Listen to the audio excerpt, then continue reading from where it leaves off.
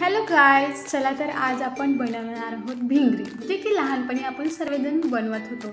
तर हे आहे एक शेवरीचं झाड, ह्याच्या मी काही शेंगा तोडतीये।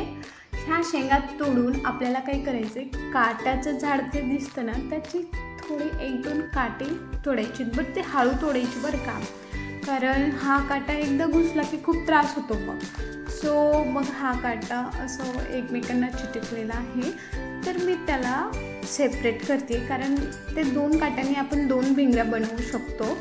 तर मी आता बघा, हे जे शेंग तोडली आहे ना मी, तर ह्या शेंगीला दोन भागामध्ये डिवाइड करायचं आणि त्याला काय करायचे, ह्या काट्याने थोडंसं होल पाडायचे।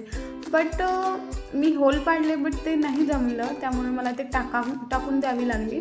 तर हां, मी ह्याला आता छान असं होल पाडते, थोडंसं होल गोल होण्यासाठी थोडंसं त्याला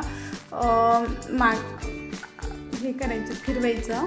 आता हे बघा, थोडंसं फिरवलं की लगेच भिंगरी फिरायला लागली आहे। तर मी अशी हवेच्या दिशेने करते, बट कळत नाही आहे हवा नेमकं कोणत्या साईडने येते। सो हे बघा, जिथे आता हवा कंटिन्यू येते ना, मी तिथे लावली आहे, तर ही भिंगरी किती सुंदर फिरते।